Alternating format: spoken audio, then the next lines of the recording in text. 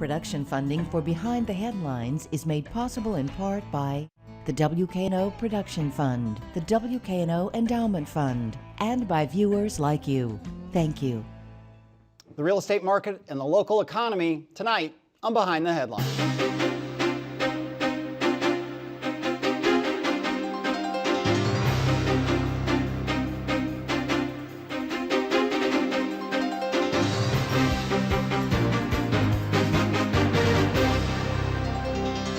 I'm Eric Barnes, publisher of the Memphis Daily News. Thanks for joining us. I'm joined tonight by four members of the real estate community. First up is Hank Martin from NAIC. Thanks for being here. Andy Cates is with Colliers International. Thank you for being here. Sean Massey is with the Shopping Center Group. Thanks for being here. Thank you.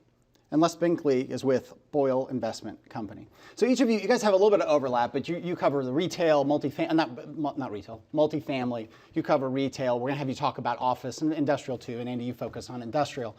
And I wanted to do this show not just to kind of go through the specific projects, although we will, but also as we had a forum recently, a number of you were there, and one of the keynote speaker was talking about, and he had a much better phrase than I'll have, that real estate isn't just about the deals you do and the buildings you build, but it's also a reflection of what's going on in the economy and how strong the Memphis area economy is, what trends are going on nationally in terms of how people buy things and sell things and where they live and where they eat and so on. So it's not just about the deals, but let's just start generally, and I'll start with you, Andy. You're focused on industrial, the kind of biggest trends you see right now locally, the biggest projects you've seen now or that are coming online and so on. Well, one of the biggest projects coming online is TVC's building in Fayette County. It's a 1.5 million square foot building. It's the largest building built in Memphis in my memory in 20 years in the business. The most unique thing about what's happening right now in our market is a lot of folks are trying to get here. A lot of developers are trying to get into our market and compete with the same guys that have been doing it for the last, 20 years. Prologis, Panattoni, Hillwood.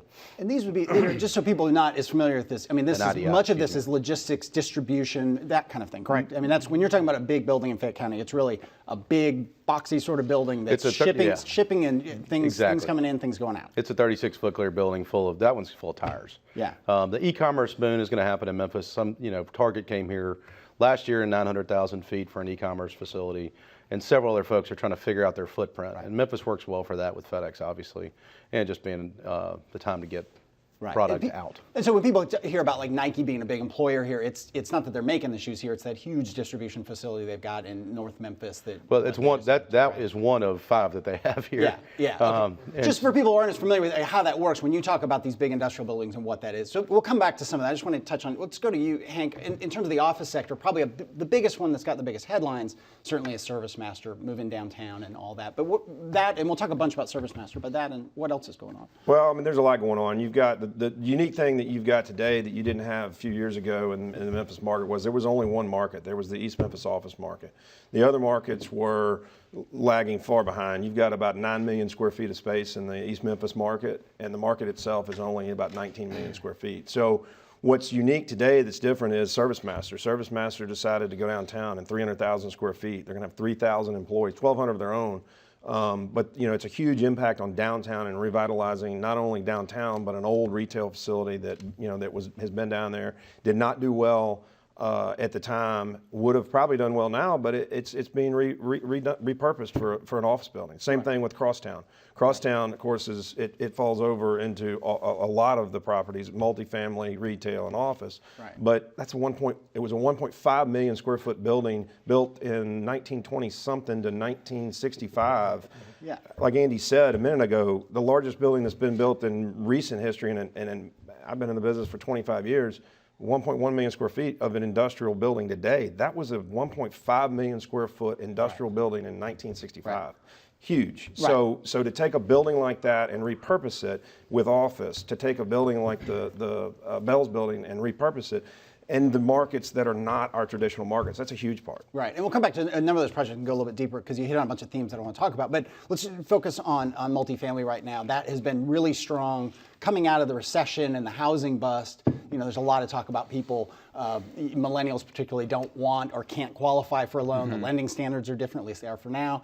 And, but what are you seeing in Memphis and in terms of trends in multifamily?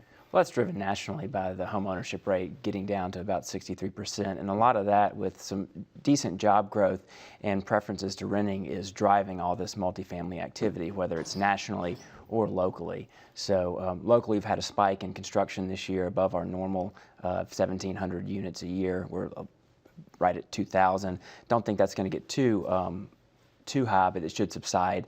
But I feel like just generally the rental market is strong just due to renter preference. And then there are lots of projects, and again, we're not talking just specifically about projects you guys work on, which are nice to do, so we don't turn this into a commercial. But, and I don't know where you guys are in terms of downtown stuff, but there's a ton going in downtown. I mean, that's a national trend that Memphis is reflecting, right? That people, millennials, even baby boomers who want to downsize are moving into downtown. Correct. Downtown has been really hot. Henry Turley's led the way with a lot of multifamily construction, and so that'll continue to do well, especially with the Service Master move that Hank mentioned, and more job creation downtown. People are more apt to live there. Yeah. So we get to retail. Retail covers everything from the Nordstrom that's going into a local, restaurant. I mean, what are you seeing here that maybe is new, or what trends are going on? It's really a kind of a national trend to have what we call dinertainment. The whole retail experience is changing.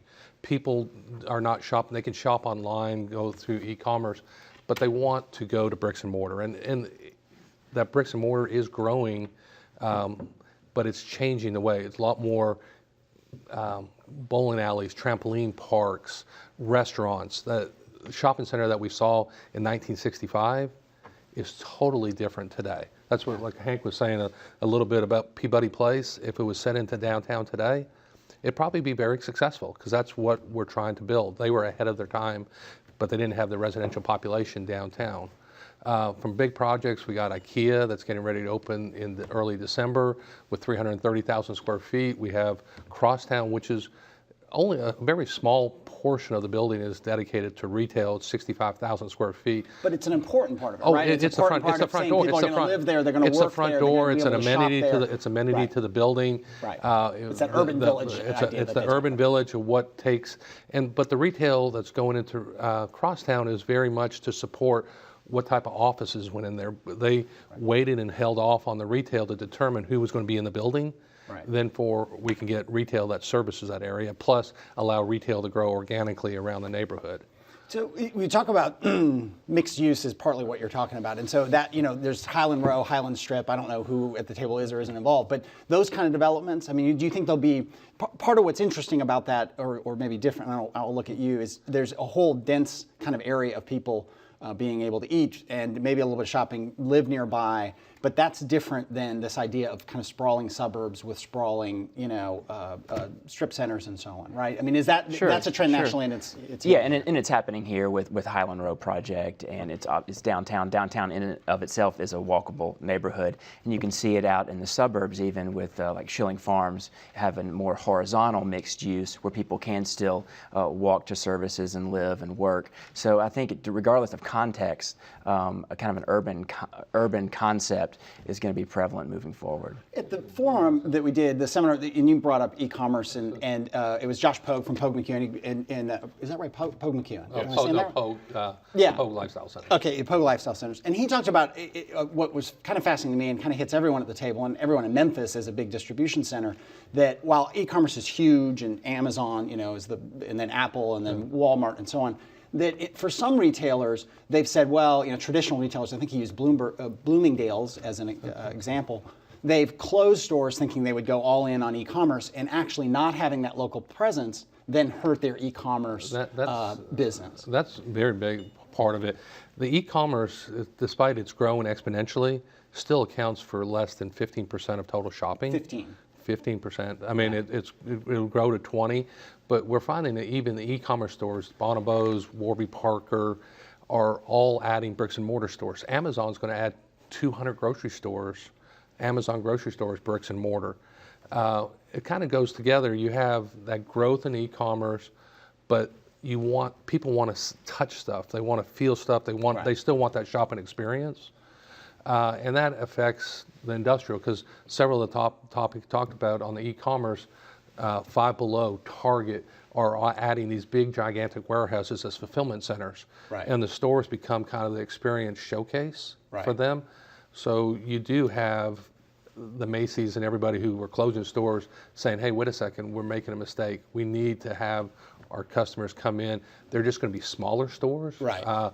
and very different stores, kind of like an Apple or a store where it's very customer driven. Right. Well, you talked a little bit about this when we talked about e-commerce. We're going into the holiday season, and just the challenges. Again, getting away from this being narrowly about real estate, the challenges of hiring. Sure. So you've got the huge Williams-Sonoma, which does a tremendous amount of business this time of year. Some other people. That's been a challenge in Memphis, is to get enough workers for these jobs. Your thoughts on all that? So I don't know that it's just a challenge for Memphis. I mean, I think it's a Fair challenge point. Yeah. everywhere. Yeah. To find enough labor force. I mean, FedEx was talking about 3,000. Williams-Sonoma was talking about 3,000. Some other local third-party logistics companies were talking about 2,000 and 3,000. I mean, that is a whole lot of people. And just think of screening that many people before you can even get them in the building. Is part of the challenge too, and I think it's a challenge all over the country for these distribution centers.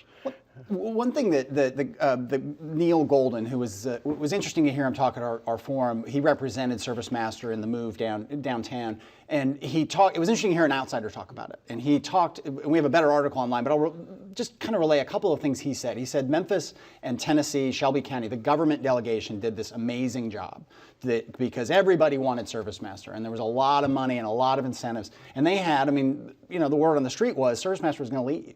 And that the city and government and the economic development officials got in kind of late, but managed to convince them. And Neil, I think seconded that. The other thing he talked about was this fight for talent in terms of how they hire IT people and kind of ServiceMaster remakes its business. That's a big deal in terms of attracting people to their headquarters, and millennials and IT people don't necessarily want to be in a rambling suburban style office space. And I'll turn back to you, Hank. I mean, ServiceMaster, obviously a huge example of that with the number of jobs and the kind of dramatic move downtown, but to hear about these new kind of shared workspaces and what attracts millennials, and they can go live downtown and play downtown and be in this kind of cool office space downtown. Do you see other companies going in that direction? I do see some other companies going into it. Before the show, we were kind of talking. I think it takes a unique company. It needs to be a big company that like ServiceMaster. One thing that I'll go back a little bit on is Fred Smith said this many years ago. If we're going to compete on a national level for the talent that's coming out of the colleges and the universities today, we've got to give them the amenities. Not just a work, live, play, but we've got to give them the amenities like the Grizzlies, and this was even before the Grizzlies were here. And so I think the one thing that Memphis does have is Memphis has a unique situation with the environment we're in, the location we're in, and then you take Midtown, downtown, and those areas, and we're 20 minutes from anywhere. You go to Atlanta, you go to Dallas, you go to Chicago, New York, even smaller cities than that, and it takes an hour and a half to get to work. It takes, and that's just, one way. Yeah. So you're spending 2 or 3 hours of your day. That means more, I think, in those towns. Here, the amenity we have probably is you can get anywhere in 20 minutes. Yeah. I mean, for the most part, from Collierville to downtown on 385 is like a 35-minute drive, and it's typically doesn't have a lot of traffic. So I think our amenity is Memphis itself. Right. And then growing these other areas. Like I said, downtown and midtown have not grown. Now they're growing. I had a friend who recently moved from Tulsa to Atlanta, and he said, forget about using a map. Yeah. Because you think you can go to the Whole Foods or the grocery store and get some food and come back. No, you can't. You just can't do that at certain times of day. And he's in Midtown, the Midtown area of Atlanta. Talking about amenities, I saw you speak briefly at another event recently, and you talked about it was about Green Line and the Shelby Farms and so on, and you talk about it as essentially an economic development issue and a recruitment tool, right? I mean, it goes back to what Hank was saying. I mean, you look at what they've done at Shelby Farms, you look at what they've done at Overton Park, what Keith Cole's doing with the Wolf River. I mean, that stuff is what is an amenity to the city, that is an amenity to retain talent. It's an amenity to millennials. And it's amenity to people like me. I'm not a millennial. I might be close, but I want my kids to go out and cross the river and understand how cool it is. And I think that stuff is really a tool for people that come to Memphis to tell them that story. Right. On top of like what Hank was saying, it's not where you can get anywhere in 20 minutes. We have great infrastructure, but it's inexpensive to do business here too. Right. In the grand scheme of things, the land prices in Memphis are nowhere near what they are in most cities. Right. And it's inexpensive to live too. Yeah, inexpensive to live. I mean, you look at IP and that ServiceMaster, these guys, they go look at these other towns. The same house here in Memphis and the same amenities you have here in Memphis are much less. And the construction costs are far lower than, like I deal with a lot of retailers that are looking at Nashville. But they go in and say, okay, first of all, can't find the site. Second of all, if they do find the site, it's all covered with rock.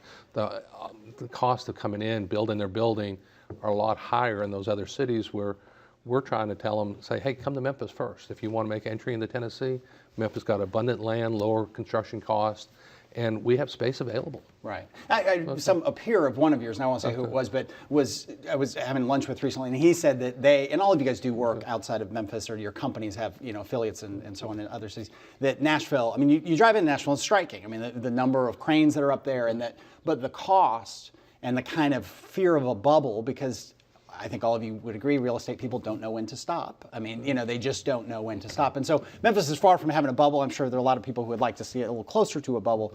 But let me ask you, I mean, we talked a lot about downtown and people moving in downtown, but there's still a lot of projects going out in the suburbs. There's a lot going on in Germantown, which is a suburb that's kind of trying to reinvent itself. Correct. But it's not all just about millennials, and it's not just about urban core kind of development, right? Right. I mean, really, just going back to like your comments on Nashville, it's really all about jobs and job creation, because that allows other things to happen, apartments to be built, retail buildings to be built. So as Memphis moves forward, working on job creation is totally key. But related to what's going on in the suburbs, Germantown, our closest in suburb, is landlocked, and they're trying to cultivate ways to increase their tax base. And so what they're doing is they're recoding certain areas of town, adding density so more development can take place. And so that's what has been happening. Tell people who don't follow that and aren't as close to it. And we were at another thing with the mayor. Well, he happened to be sitting talking at a forum that Urban Land Institute did. Talking about density and the way that zoning codes originally, particularly in suburbs, were that you could have a lot or a house had to be really big and had to have a lot of space. And that if you were going to have, apartments, you had to have a lot of parking, and then you would build the apartments kind of behind a berm, then there's a parking lot, and then there's where people live. Right. What Germantown is trying to do is reinvent what you said, its code and its zoning, to change that, right? To a walkable mixed-use environment. They call it smart code, but you've seen a trend across the whole country of urbanizing the suburbs. I mean, through their smart growth, they're allowing a higher FAR ratio, which is a floor area ratio, to put more retail on, adding the codes in the past try to separate the uses, office over here, retail over here, apartments over here. Now saying, hey, let's put them together. People want. Which is funny, and again, this presentation we were at, this very academic, I mean, it was really high-minded stuff, but it was really cool, and he had a British accent, so he sounded really, really intelligent. But he talked about how cities were originally mixed use. You walk down the street, you lived here, you maybe shopped there, there might be a little workshop or factory kind of place there, and then there's a house, and they're all jumbled together, and that worked in Paris for hundreds and hundreds of years. It can work here in a certain way. Across town, they have a mantra, everything's better together. Yeah. And that's just the idea of people live, work, and play. And we got about 10 minutes left. Shift a little bit to all the kind of projects we've talked about have, well, not all of them, but many of them have, and we talk about a lot at this table about public incentives, be it pilot, whatever it is. It's somehow there's a public incentive. And, ServiceMaster, big public incentives. It was notable that the guy who represented, Neil Golden, who represented ServiceMaster, I think I asked him the question, how important was that? It's very controversial. There are a lot of people who say, look, if you can't do a project on your own, it shouldn't be done. He said, look, if you're going to have that point of view, you're going to lose projects like ServiceMaster. Maybe it shouldn't be so, but that's the way it is. And it's 1,000 jobs and all that economic activity. He also said an interesting thing, though. He said it's not just the highest bidder. I thought that was really interesting, that it wasn't that Memphis and Tennessee came with the biggest package of incentives and that sealed the deal. He said, frankly, we could have got a lot more money if we'd moved. But the role, I'll look at you, Andy. I mean, the role, it's controversial, it's political. But I mean, a certain number of deals I'm sure you do or are involved in, they involve a certain amount of public incentives. There's a lot of stuff in the distribution logistics going on in Mississippi. People say that they are killing Memphis and Tennessee because their incentives are so much better, so all those jobs and investments going down there. Your thoughts on the role of public investment or public incentive? Well, I think Memphis is not unique. When they compete with another market, that city is giving incentives too. If everyone would just stop doing it, maybe it would be easier for everyone. If everyone stopped, yeah. Like everyone just said, hey, uncle, we're good. Right. Let's stop doing that. That's not going to happen. They're going to be very competitive to try to pull businesses and expansion into their market. And we're no different. In terms of, I mean, it's one of the areas where, I mean, I don't know how long it's been since a new I mean, as much as this is America's distribution center, it's a long time since a new distribution center was built in Shelby County, right? I mean, it's the investment's really happening down there. You know, I guess one thing that I'd say different to Andy's is it's no different. It's all over. If a company's looking, ServiceMaster look to move all over the country. So when they looked at Austin and Chicago and all these other cities and counties and states, yes, here in Memphis, there is one thing different that many places don't have. When Memphis competes, the MSA competes, it actually competes with Arkansas's incentives, Mississippi's incentives, and Tennessee's incentives. So the answer is yes. Has any distribution been built in Memphis? There's been some, but the biggest issue is how do we as a community, Mississippi, Arkansas, and Tennessee, how do we come together and get the business instead of going out there? I think that's the point. Is Mississippi Stealing from each other? Well, I don't want to call it stealing because we're one. I'm good with it going to Mississippi, Arkansas, or Tennessee. It's just it's a different animal. If you go to Nashville, if you go to Austin, there's one economic incentive package put in front of you. If you come to Memphis, in the MSA, it might be Mississippi, it might be Arkansas, and it might be Tennessee, and they're all different. Income states versus non-income states. But should the incentive package be different? It's been somewhat streamlined and under EDGE, and they've worked really hard to do that. I mean, they I think the local EDGE board realized, okay, we're not winning, we're not losing, but we're not winning, and so we got to look at our plan. And I think the key is figuring out, well, okay, we got a problem, and so they spent 6 to 12 months working together with a lot of our colleagues, a lot of people from the chamber and other places to try to make it more streamlined. And they're doing that. And they've done that, and they've got what they now call the fast track pilot. And I believe, and Hank, you might correct me here, but I think they have, if you are to achieve a fast track pilot and you're to achieve state of Mississippi incentives, they're going to marry up pretty close to the same. Which was not the case for a long Which time. was not necessarily the case. Now the process is different, and the process is still It's more difficult here. It's still more difficult here with the process, but it's better. the certainty is better Yes. of what you're going to get, which is important. Your thoughts? There aren't a lot. I mean, I don't. In some cases, it's not as common in retail, right? That there are incentives, but there are. They had the very first incentive we were granted a few months ago at the Binghamton Gateway Center at Sam Cooper and Tillman. Yeah. That was the very first one. The second one was another project that's going down by St. Jude Hospital on the retail point of view. Crosstown received some incentive, but that was for the overall mixed-use project. IKEA was probably the most controversial one, right? The IKEA was most, but I think it's a lot of dealing with education of the public. In IKEA's case, I mean, the land was generating about $7,000 worth of income tax. Now it's generating, even after the pilot, it's going to generate $330,000 annually in income tax or property tax. It's only dealing with the incremental. A lot of people get that the city is writing a check and giving it to them. We're dealing with bringing the jobs here, bringing the incentives here, and we're dealing with the incremental rise in property value and the amount of property tax that you pay. And it's an amenity. And Right. that's what it is an amenity. IKEA is an amenity. Right, IKEA it is an draws amenity. people in, and the guy who And owns all the that hotel part. next door is ecstatic, and that kind of thing. But So- if you didn't have the incentive to bring IKEA or even the Binghamton Gateway Center, it would not have happened. Right, So you would have right. been sitting there with vacant land, not producing any income.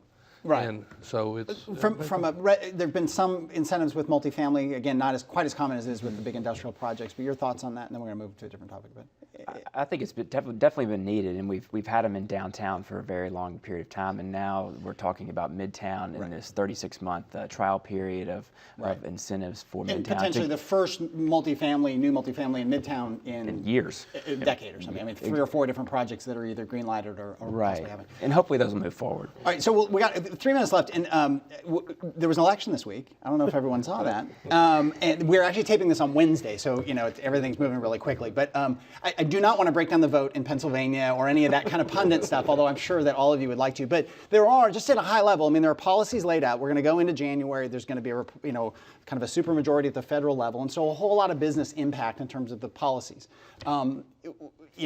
Most likely big tax cuts, big changes to health care and Obamacare.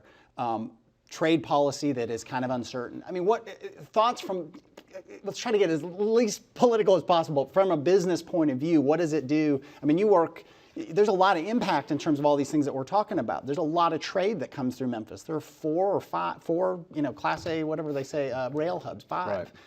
Your thoughts on where we go from here and how the federal changes could impact Memphis? So I was a history major at Rhodes College. Yeah. And I'm Nice shout. and I'm a sales manager. Yeah. At a commercial real estate company. Okay. We all clear? We good? Okay. I think uncertainty is what gets everybody. Yeah. I don't, good, bad, or indifferent uncertainty makes real estate slow down. Yeah. And so the more certainty, more understanding people have, good, bad, or indifferent, they know what they're dealing with. I think that helps our market if you pull the uncertainty out of it. And, Right. and that's And there are about, big uncertainties in what's been said, but lots of crazy things are said in Everything, campaigns, and so yeah. you don't know exactly. But there's certain things we do know. I mean, thoughts from anyone else in terms of One thing Andy and I were just talking about before we got here was, and somebody here that's a better historian than me, Andy, history, is I don't remember the last time that all three government branches of government were all held by one political party, and right now they are. I think it was the first 2 years of Obama. Was it the and first a lot 2 years? he got. I mean, right or wrong. I mean, just from a lot got done that had big business and policy impact across. Yeah, so that to me is something that's really unheard of and is not typical. And if Yeah. it was one of Obama, it's more recent than I thought. But point being is it's very seldom that happens. Right. And I think that's going to be a big part. Yeah. I mean, Any thoughts about I mean, from our point of view, I'm glad the election's over for the fact that now we can go back to business as usual. Retailers that were looking to expand or talking about Memphis or coming in, we're Right. just saying we got to see what happens with the election. Business is going to go on as usual. Right. We have pent-up demand. We have more retailers looking at Memphis than we have supply of product. Yeah. I mean, so it's going to be going. Now it's over.